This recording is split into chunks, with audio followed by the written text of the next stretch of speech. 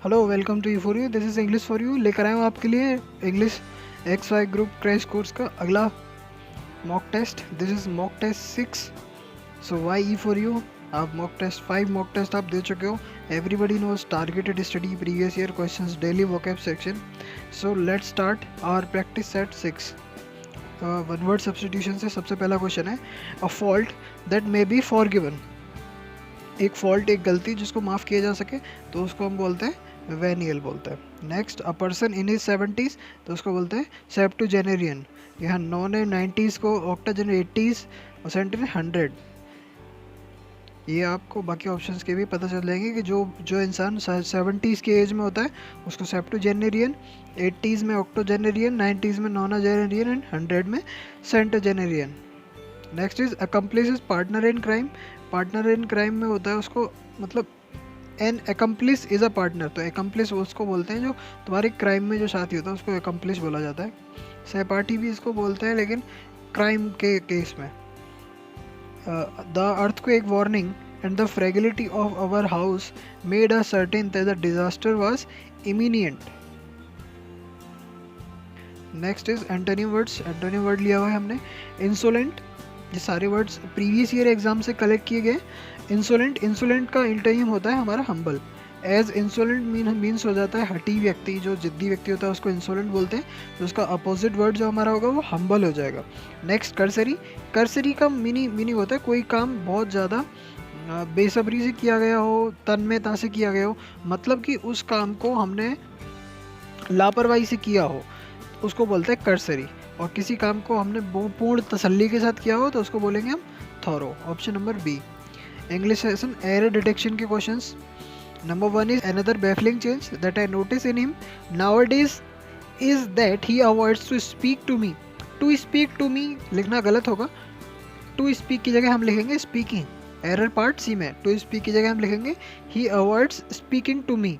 Avoids के बाद हमें डायरेक्ट जीरंड की आवश्यकता होगी तो यहाँ पे हम स्पीकिंग लिखेंगे। Next is I asked him how could he go out if it started raining. तो यहाँ पे could he go out, how could he go out ये लिखना सही नहीं होगा क्योंकि हाउ यहाँ पे हमारा कंजंक्शन दे रखा है। तो कंजंक्शन के तुरंत बाद हम सब्जेक्ट प्लस V1 इस तरह का फॉर्मेशन लेके चलते हैं। सब्जेक्ट प्लस V1 मतलब सब्जेक्ट के बाद हेल्पिंग वर्ब आती है। यहाँ सेंटेंस इंटेरोगेटिव फॉर्म में नहीं लिख सकते हम, तो एरर हमारा पार्ट बी में है। Next is one of the state. तो वन ऑफ के बाद जो नाउन आता है वो प्लूरल आता है हमारा, हमें आगे पढ़ने की जरूरत नहीं है। एरर हमारा जो पार्ट ए में है, एरर ए पार्ट में है क्योंकि वन ऑफ के बाद जो आता है वो नाउन प्लूरल आता है, इसलिए हम लिखेंगे one of the states. Next is hardly the inspector had arrived there. तो यहाँ पे हमें आगे पढ़ने की ज़रूरत नहीं है, हमें रूल पता होना चाहिए कि हार्डली के बाद तुरंत नाउन नहीं आता। हार्डली हम लिखेंगे हार्डली हैड। हार्डली हैड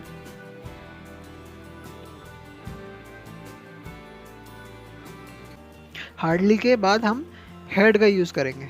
तो ऑप्शन जो एरर है वो पार्ट ए में है। Hardly had the inspector had arrived there.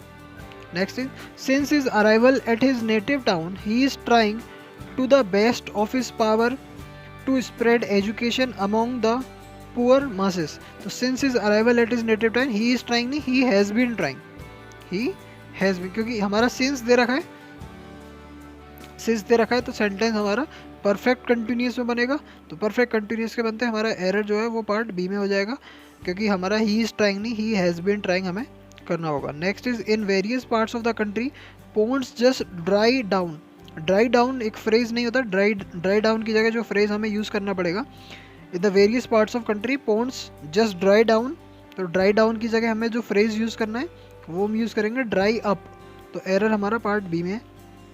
Next is he lay the watch on the table and then forgot. आगे सेंटेंस हम देखेंगे तो आगे जो हम सेंटेंस देखेंगे फॉरगॉट दे रखा है हमें, तो ये पास्ट में है इसीलिए हमें इसको पास्ट में बनाए रखने के लिए आगे हम ले की जगह लेड का यूज़ करेंगे। एरर हमारा पार्ट ए में हो जाएगा, हमें लिखना होगा इस ले की जगह हमें लेड का यूज़ करना पड़ेगा। Next is although he draws a reasonably good salary. और यद्यपि उसको एक अच्छी सैलरी मिलती है, he has a large family to support, उसको सपोर्ट करने के लिए एक लार्ज फैमिली है। And he find it difficult to make both ends meet. तो इस वाले क्वेश्चन में जब आप देखोगे तो आपको मिलेगा कोई एरर नहीं है, ये हमारा नो एरर का पार्ट है। Next is when it is apparent, ये सारे डिफ़िकल्ट क्वेश्चंस लिए हुए हैं मैंने कई सारे प्रीवियस ईयर मॉक टेस्ट से कलेक्ट करके आपके लिए एक एक question. While it is apparent that biotechnology offers significant benefits, adequate attention that has not been focused to the vital area। तो इस क्वेश्चन में जब आप देखोगे तो आपको फोकस्ड के बाद हमें देखना होगा कि जो फोकस दिया हुआ है पार्ट सी में जो फोकस दिया है ये अपने बाद प्रीपोजिशन टू नहीं लेता। फोकस्ड के बाद हमेशा जो प्रीपोजिशन आता है वो ऑन होता है, फोकस्ड ऑन हम लिखते हैं। Next is being a sunny day I decided to skip hard work, तो बीइंग अ सनी डे लिखेंगे, it's being a sunny day, it's, क्योंकि सेंटेंस हमारा कंडीशनल है तो एरर पार्ट ए में हो जाएगा। Next is this TV serial is going on for 3 years, आगे टाइम दे रखा है हमें, फॉर 3 years हमें टाइम दे रखा है। अगर हमें सिंस फॉर लगा के टाइम दिया हो तो सेंटेंस हमारा परफेक्ट कंटिन्यूस में बनता है, तो यहाँ पे हो जाएगा हैज़ बीन। तो this TV serial has been going on for 3 years. It's my pleasure to congratulate you for your success. तो congratulate you for your success नहीं, on your success। congratulation के बाद जो नाउन आएगा वो congratulation के बाद preposition जो फॉलो करेगा तो congratulate on your success। Next question हमारा डेस्पाइट ऑफ, तो डेस्पाइट ऑफ के बाद आपको क्वेश्चन पढ़ने की जरूरत नहीं है, कुछ आपको ऐसे टैक्टिक्स पता होने चाहिए, कुछ ऐसे ट्रिक्स आपको पता होने चाहिए जिसको देखते ही आपको डायरेक्ट आंसर को ट्रिक करना, हमें क्वेश्चन पढ़ना नहीं है। एग्जाम में हमें करना क्या है, हमें एग्जाम में टाइम सेव करना है। तो डेस्पाइट के बाद कभी भी ऑफ फॉलो नहीं करते, डेस्पाइट ऑफ आता है इंस्पाइट के बाद, डेस्पाइट के बाद कभी भी ऑफ नहीं आता, इसीलिए जो हमारा एरर है वो पार्ट ए में चला जाएगा। और डेस्पाइट रिपीटेड वार्निंग्स यहाँ ये हो जाएगा।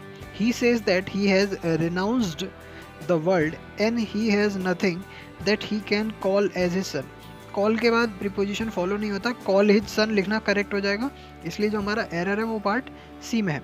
आज की क्लास को यहीं तक रखते हैं, तब तक के लिए stay connected, keep learning, thanks for watching the video guys.